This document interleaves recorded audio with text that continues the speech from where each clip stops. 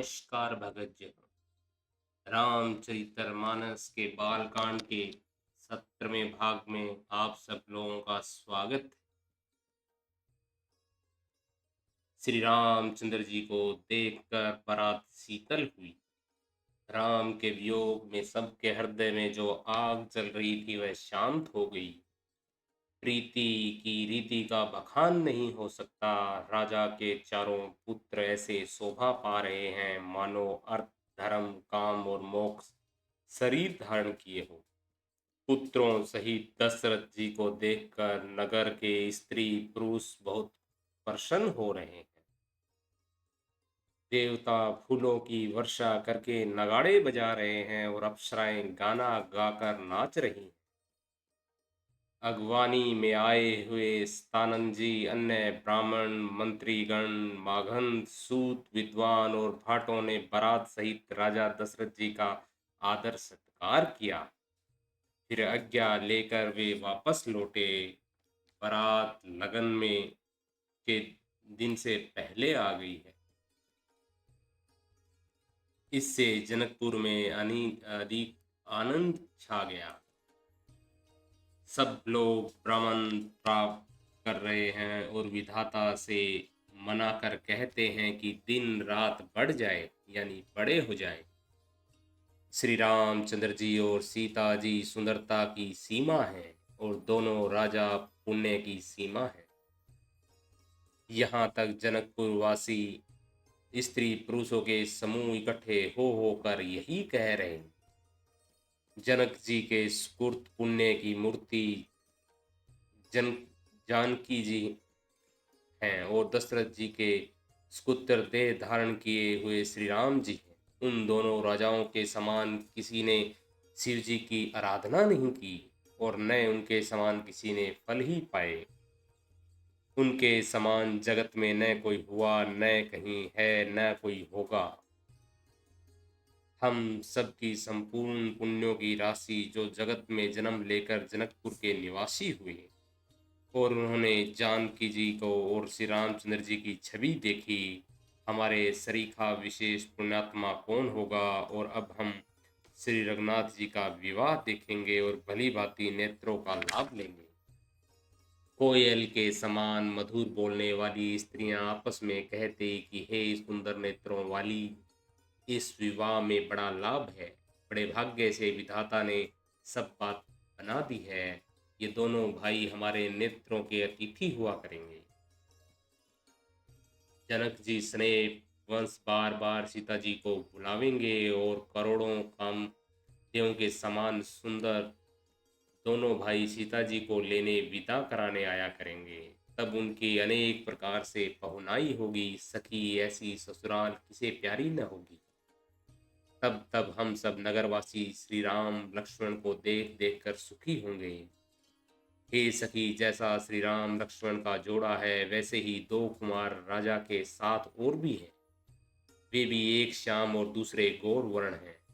उनके भी सब अंग बहुत सुंदर हैं। जो लोग उन्हें देख आए हैं वे सब यही कहते हैं।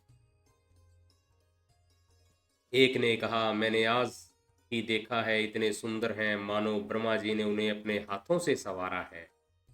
भरत तो श्री रामचंद्र जी की ही सकल सूरत के हैं। स्त्री पुरुष उन्हें सहसा पहचान नहीं सकते।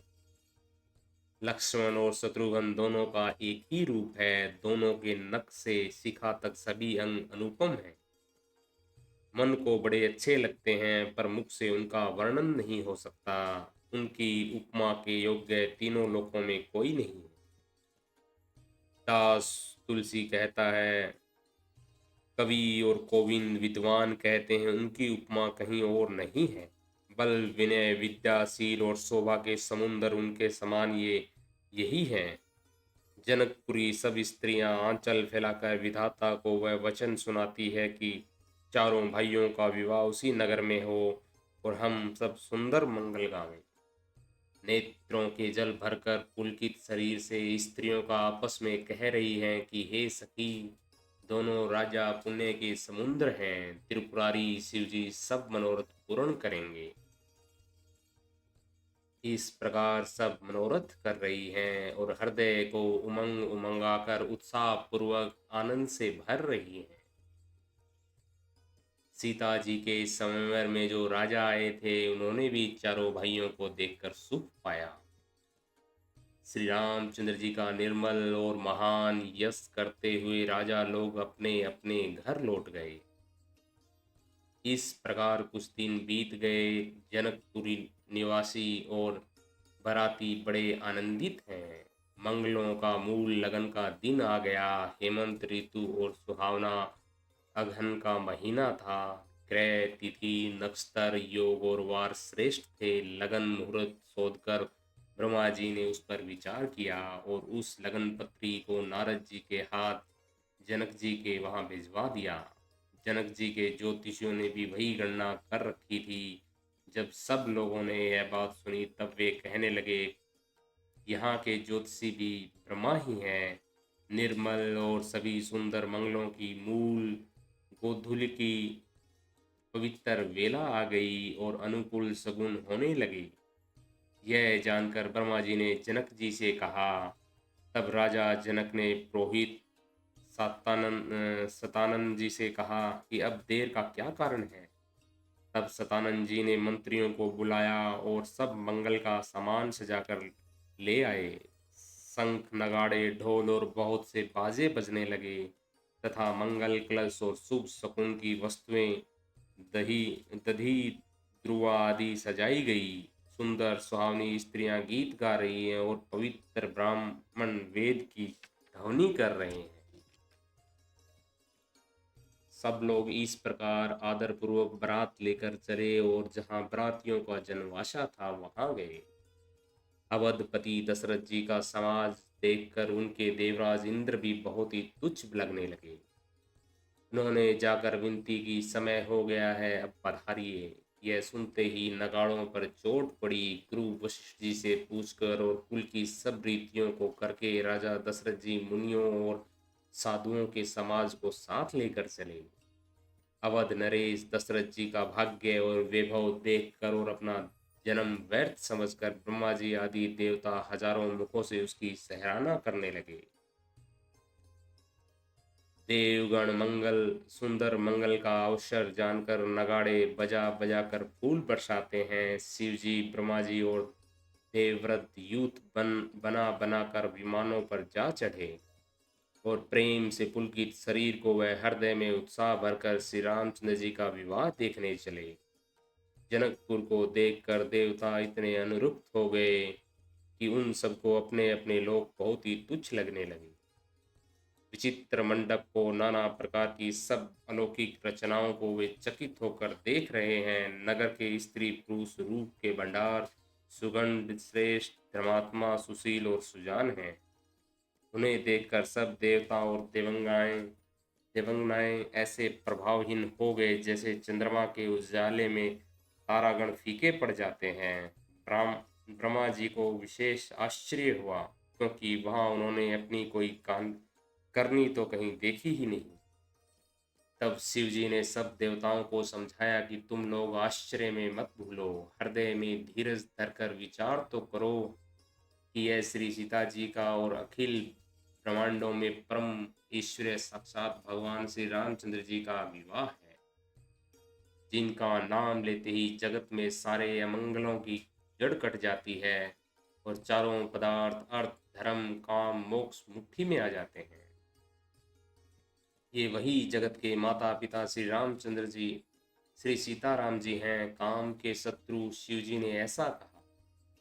इस प्रकार शिव जी ने देवताओं को समझाया और फिर अपने श्रेष्ठ बेल नंदीश्वर को आगे बढ़ाया। देवताओं ने देखा कि दशरथ जी मन में बड़े ही प्रसन्न और शरीर से पुलकित किए हुए चले जा रहे हैं। उनके साथ साधुओं और ब्राह्मणों की मंडली ऐसी शोभा दे रही है मानो समस्त सुख शरीर धारण करके उनकी सेवा कर रहे हैं। चारों सुंदर पुत्र साथ में ऐसे सुशोभित हैं मानो संपूर्ण मोक्ष शरीर धारण किए हुए हो। मर्कनी और सुरवण के रंग की सुंदर जोड़ियों को देखकर देवताओं को कम प्रीति नहीं हुई पदार्थ बहुत ही प्रीति हुई। फिर श्री रामचंद्र जी को देखकर वे हृदय में हर्षित हुए और राजा की सराहना करके उन्होंने फूल बरसाए। नख से शिखा तक श्री रामचंद्र जी के सुंदर रूप को बार बार देखते हुए पार्वती जी सहित श्री शिव जी का शरीर पुलकित हो गया और उनके नेत्र जल से भर गए। राम जी का मोर के कंठ की सी कांति वाला हरिताभ श्याम शरीर है। बिजली का अत्यंत निरादर करने वाले प्रकाश में सुंदर रंग के वस्त्र हैं। सब मंगल रूप और सब प्रकार से सुंदर भांति भांति के विवाह के आभूषण शरीर पर सजे हुए हैं।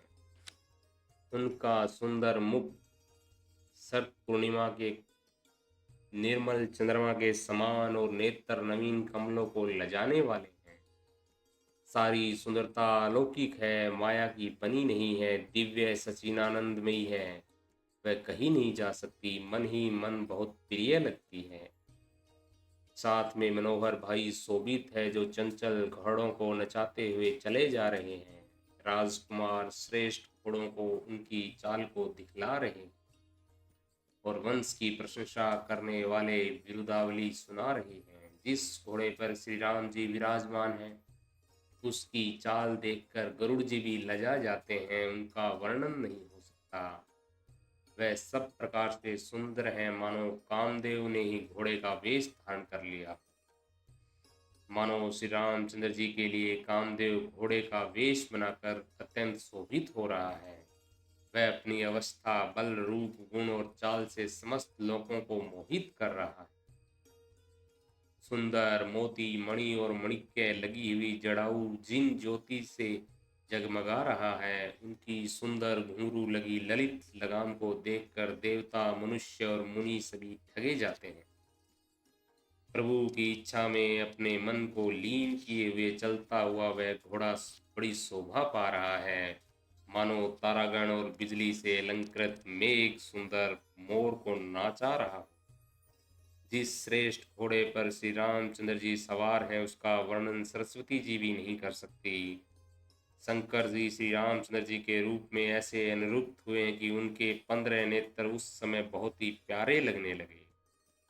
भगवान विष्णु ने सब प्रेम सहित श्री राम जी को देखा, तब वे श्री लक्ष्मी जी के पति श्री लक्ष्मी जी सहित मोहित हो गए। श्री रामचंद्र जी को शोभा देखकर ब्रह्मा जी बड़े प्रसन्न हुए, पर उनके 8 ही नेत्र जानकर पछताने लगे। देवताओं के सेनापति स्वामी कार्तिक के हृदय में बड़ा उत्साह है, क्योंकि वे ब्रह्मा जी से ड्योढ़े अर्थात 12 नेत्रों से राम दर्शन का सुंदर लाभ उठा रहे हैं। सुजान इंद्र अपने 1000 नेत्रों से श्री रामचंद्र जी को देख रहे हैं और गौतम जी के साप को अपने लिए परम हितकारी मान रहे हैं। सभी देवता देवराज इंद्र से ईर्ष्या कर रहे हैं और कह रहे हैं कि आज इंद्र के समान भाग्यवान कोई दूसरा नहीं है। जो श्री रामचंद्र जी को देखकर देवगण प्रसन्न हैं और दोनों राजाओं के समाज में विशेष हर्ष छा रहा है। दोनों ओर से राज समाज में अत्यंत हर्ष है और बड़े जोर से नगाड़े बज रहे हैं। देवता प्रसन्न होकर और रघुकुल मणि श्री राम जी की जय हो, जय हो, जय हो कहकर फूल बरसा रहे हैं। इस प्रकार बारात को आती हुई जानकर बहुत प्रकार के बाजे बजने लगे और रानी सुहागिन स्त्रियों को बुलाकर परछन के लिए मंगल द्रव्य सजाने लगी। अनेक प्रकार से आरती सजकर और समस्त मंगल द्रव्यों को यथा योग्य सजाकर गजगामिनी हाथी की सी चाल वाली उत्तम स्त्रियां आनंद पूर्वक परछन के लिए चली। सभी स्त्रियां चंद्रमा के समान मुख वाली और सभी मृगलोचनी हरिण की सी आंखों वाली है और सभी अपने शरीर की शोभा से रति के गरों को छुड़वाने वाली। रंग रंग की सुंदर साड़ियां पहने और शरीर पर सब आभूषण सजे हुए हैं। समस्त अंगों को सुंदर मंगल पदार्थों से सजाए हुए वे कोमल को भी लजाती हुई गान कर रही है। कंगन, करधन और नुपुर बज रहे हैं। स्त्रियों की चाल देखकर कामदेव के हाथी भी लजा जाते हैं। अनेक प्रकार के बाजे बज रहे हैं। आकाश और नगर दोनों स्थानों में सुंदर मंगलाचार हो रहे हैं। सची, इंद्राणी, सरस्वती, लक्ष्मी, पार्वती और जो स्वभाव से ही पवित्र और शानी देवंगनाएं हैं, वे सब कपट से सुंदर स्त्री का भेष बनाकर रानीवास में जा मिली और मनोहर वाणी से मंगल गान करने लगी। सब कोई हर्ष के विशेष वश में थे, अतः किसी ने उन्हें नहीं पहचाना। कौन किसे जाने पहचाने, आनंद के वश में हुई सब दूल्हे के बने हुए ब्रह्मा का प्रदर्शन करने लगी। मनोहर गान हो रहा है, मधुर मधुर नगाड़े बज रहे हैं, देवता फूल बरसा रहे हैं, बड़ी अच्छी शोभा है। आनंद कंद दूल्हे को देखकर सब स्त्रियां हर्ष हृदय में हर्षित हुई। उनके कमल सरीखे नेत्रों में प्रेमांसुओं का जल उमड़ आया और सुंदर रंगों से गुलकाली छा गई। श्री रामचंद्र जी का वर वेश देखकर सीता जी की माता सुनैना सुनैना जी के मन में जो सुख हुआ उसे हजारों सरस्वती और शेष जी 100 कल्पों में भी नहीं कर सकते, अर्थात लाखों सरस्वती और शेष लाखों कल्पों में भी नहीं कर सकते। मंगल अवसर जानकर नेत्रों के जल को रोके हुए रानी प्रसन्न होकर मन से प्रसन्न कर रही है। वेदों में कहे हुए और कुलाचार के अनुसार सभी व्यवहार रानी ने भली भांति किए। पंचतंत्र, तंत्री, ताल, झांझ, नगारा और तुरही, इन 5 प्रकार के बाजों के साथ पंच ध्वनि, वेद ध्वनि, वंदी ध्वनि, जय ध्वनि, शंख ध्वनि और हुल्लू ध्वनि और मंगल गान हो रहे हैं। नाना प्रकार के वस्त्रों के फावड़े पड़ रहे हैं। उन्होंने आरती करके अर्घ दिया। जब श्री राम जी ने मंडप में गमन किया, दशरथ जी अपनी मंडली सहित विराजमान हुए। उनके वैभव को देखकर लोकपाल भी लजा गए। समय समय पर देवता फूल बरसाते हैं और भूदेव ब्राह्मण समयानुसार शांति पाठ करते हैं। आकाश और नगर में शोर मचा है, अपने पराये कोई कुछ भी नहीं सुनता। इस प्रकार से रामचंद्र जी मंडप में आए और अर्घ देकर आसन पर बैठाए गए। आसन पर बैठाकर आरती करके दूल्हा को देखकर स्त्रियां सुख पा रही हैं। वे ढेर के ढेर मणि, मंत्र और गहने निछावर करके मंगल गा रही हैं।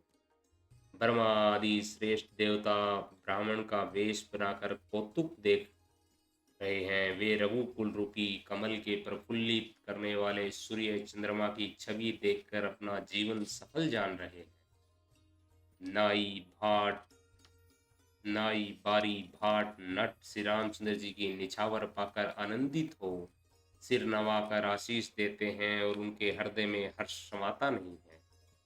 वैदिक और लौकिक सब रीतियां उनके करके जनक जी और दशरथ जी बड़े प्रेम से मिले। दोनों महाराज मिलते हुए बड़े ही शोभित हुए। कवि उनके लिए उपमा खोज खोज कर लजा गए। जब कहीं भी उपमा नहीं मिली तब हृदय में हार मानकर उन्होंने मन में यही उपमा निश्चित की कि उनके समान यही है। समधियों का मिलाप या परस्पर संबंध देखकर देवता निरुक्त हो गए और फूल बरसाकर उनका यश करने लगे। जब से ब्रह्मा जी ने जगत को उत्पन्न किया तब से हमने बहुत विवाह देखे सुने, परंतु सब प्रकार से समान साध समाज और बराबरी के समधी तो आज ही देखे। देवताओं की सुंदर सत्यवाणी सुनकर दोनों ओर अलौकिक प्रीति छा गई। सुंदर पावड़े और अर्घ देते हुए जनक जी दशरथ जी को आदर पूर्वक मंडप में ले आए। मंडप को देखकर उनकी विचित्र रत्ना और सुंदरता से मुनियों के मन भी हरे गए। सुजान जनक जी ने अपने हाथों से ला ला कर सबके लिए सिंहासन रखे। उन्होंने अपने कुलदेव के इष्ट देवताओं के समान वशिष्ठ जी की पूजा की और विनय करके आनंद प्राप्त किया। विश्वामित्र जी की पूजा करते समय की परम प्रीति रीति तो कहते ही नहीं बनती। राजा ने वामदेव और आदि ऋषियों की प्रसन्न मन से पूजा की, सभी को दिव्य आसन दिए और सबसे आशीर्वाद प्राप्त किया। फिर उन्होंने कौशल्याधीश राजा दशरथ जी की पूजा उन्हें इस महादेव जी के समान जानकर कि कोई दूसरा भाव न था, तदंतर अपने भाग्य और वैभव के विस्तार की सराहना करके हाथ जोड़कर विनती और बड़ाई की। राजा जनक जी ने सब बरातियों का समधी दशरथ जी के समान ही सब प्रकार से आदर पूजन पूर्वक पूजन किया और सब किसी ने उचित आसन दिए। मैं एक मुख से उस उत्साह का क्या वर्णन करूं। राजा जनक ने दान मान सम्मान विनय और उत्तम वाणी से सारी बारात का सम्मान किया। ब्रह्मा विष्णु शिव दिक्पाल और सूर्य जो श्री रघुनाथ जी का प्रभाव जानते हैं, वे कपट से ब्राह्मणों का सुंदर वेश बनाए हुए बहुत ही सुख पाते हुए सब लीला देख रहे थे। जनक जी ने उनको देवताओं के समान जानकर उनका पूजन किया और बिना पहचाने भी उन्हें सुंदर आसन दिए। कौन किसको जाने पहचाने, सबको अपनी ही सुध भूली हुई है। आनंद कंद दुल्हे को देखकर दोनों ओर आनंदमयी स्थिति हो रही है। सुजान सर्वज्ञ और श्री रामचंद्र जी ने देवताओं को पहचान लिया और उनकी मानसिक पूजा करके उन्हें मानसिक आसन दिए। प्रभु का शील स्वभाव देखकर देवगण मन में बहुत आनंदित हुए। श्री रामचंद्र जी के मुख रूपी चंद्रमा की छवि को सभी के सुंदर नेत्र रूपी चकोर आदर पूर्वक पान कर रहे हैं। प्रेम और आनंद कम नहीं है, यथार्थ बहुत है। समय देखकर वशिष्ठ जी ने सतानंद जी को आदर पूर्वक बुलाया। वे सुनकर आदर के साथ आए। वशिष्ठ जी ने कहा, अब आकर राजकुमारी को शीघ्र ले आइए। मुनि की आज्ञा पाकर वे प्रसन्न होकर चले। बुद्धिमती रानी पुरोहित की वाणी सुनकर सखियों समेत बड़ी प्रसन्न हुई। ब्राह्मणों की स्त्रियों और कुल की बूढ़ी स्त्रियों को बुलाकर उन्होंने कुल रीति करके सुंदर मंगलमय गीत गाए। श्रेष्ठ देवंगनाएं जो सुंदर मनुष्य स्त्रियों के वेश में है, सभी स्वभाव से ही सुंदरी और श्यामा 16 वर्ष की अवस्था वाली हैं। उनको देखकर रानीवास की स्त्रियां सुख पाती हैं और बिना पहचान के ही वे सबको प्राणों से भी प्यारी हो रही हैं। उन्हें पार्वती लक्ष्मी और सरस्वती जी के समान जानकर रानी बार बार उनका सम्मान करती है। सीता जी का श्रृंगार करके मंडली बनाकर प्रसन्न होकर उन्हें मंडप में लिवा लाई। सुंदर मंगल का साज सजकर स्त्रियां और सखियां आदर सहित सीता जी को लिवा चली। सभी सुंदरियां 16 श्रृंगार किए हुए मतवाले हाथियों की चाल से चलने वाली उनके मनोहर गान को सुनकर मुनि ध्यान छोड़ देते हैं और कामदेव की कोयलें भी लजा जाती हैं। बाजे बेजनी और सुंदर कंकड़ ताल की गति पर बड़े सुंदर बज रहे हैं। सहज ही सुंदरी सीता जी स्त्रियों के समूह में इस प्रकार शोभा पा रही है, मानो छवि रूपी ललनाओं के समूह के बीच साक्षात परम मनोहर शोभा रूपी स्त्री सुशोभित हो। सीता जी की सुंदरता का वर्णन नहीं हो सकता, क्योंकि बुद्धि बहुत छोटी है और मनोहरता बहुत बड़ी। रूप की राशि और सब प्रकार से पवित्र सीता जी को बरातियों ने आते देखा। सभी ने उनके मन ही मन प्रणाम किया। श्री रामचंद्र जी को देखकर तो सभी पूर्ण काम करते करत हो गए। राजा दशरथ जी पुत्रों सहित हर्षित हुए। उनके हृदय में जितना आनंद था वह कहा नहीं जा सकता। देवता प्रणाम करके फूल बरसा रहे हैं। मंगलों की मूल मुनियों के आशीर्वादों की ध्वनि हो रही है। गानों और नगाड़ों के शब्द से बड़ा शोर मच रहा है। सभी नर नारी प्रेम और आनंद में मगन हैं। इस प्रकार सीता जी मंडप में आई। मुनिराज बहुत ही आनंदित होकर शांति पाठ पढ़ रहे हैं। उस अवसर की सब रीति व्यवहार और कुलाचार दोनों कुल गुरुओं ने किए। कुलाचार करके गुरुजी प्रसन्न होकर गौरी जी गणेश जी और ब्राह्मणों की पूजा करा रहे हैं, अर्थात ब्राह्मणों के द्वारा गौरी और गणेश जी की पूजा करवा रहे हैं। देवता प्रकट होकर पूजा ग्रहण करते हैं, आशीर्वाद देते हैं और अत्यंत सुख पा रहे हैं। मधुपर्क आदि जिस किसी भी मांगलिक पदार्थ की मुनि जिस समय भी मन में चाह मात्र करते हैं, सेवकगण उसी समय सोने की परतों में और कलशों में भरकर उन पदार्थों के लिए तैयार रहते हैं। स्वयं सूर्यदेव प्रेम सहित अपने कुल की सब रीतियां बता देते हैं और वे सब आदरपूर्वक की जा रही हैं। इस प्रकार देवताओं की पूजा कराने के मुनियों ने सीता जी को सुंदर सिंहासन दिया। श्री सीता जी और श्री राम जी का आपस में एक दूसरे को देखना और उनका परस्पर प्रेम किसी को लख नहीं पड़ रहा। जो बात श्रेष्ठ मन मुनि और वाणी से भी परे है, उसे कवि क्यों कर प्रकट करे। हवन के समय अग्निदेव शरीर धारण करके बड़े ही सुख से आहुति ग्रहण करते हैं और सारे वेद ब्राह्मण का वेश धरकर विवाह की विधियां बताए देते हैं।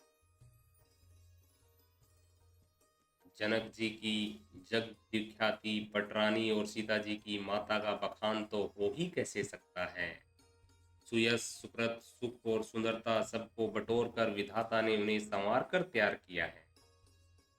समय जानकर श्रेष्ठ मुनि ने सबको बुलवाया। यह सुनते ही सुहावनी स्त्रियां उन्हें आदरपूर्वक ले आई। सुनैना जी जनक जी की पटरानी जनक जी की बाईं ओर ऐसी सोह रही है मानो हिमाचल के साथ मैना जी शोभित हों।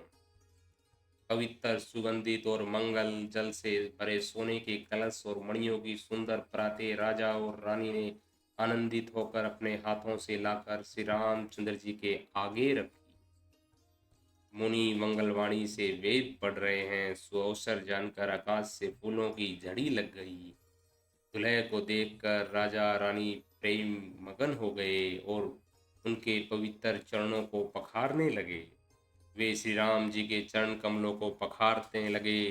प्रेम से उनके शरीर में पुलकावली छा रही है। आकाश और नगर में होने वाली गान नगाड़े और जय जयकार की ध्वनि मानो चारों दिशाओं में उमड़ चली। जो चरण कमल कामदेव के शत्रु श्री शिव जी के हृदय रूपी सरोवर में सदा ही विराजते हैं, जिनका एक बार भी स्मरण करने से मन में निर्मलता आ जाती है और कलयुग के सारे पाप भाग जाते हैं। नमस्कार भगतजनों।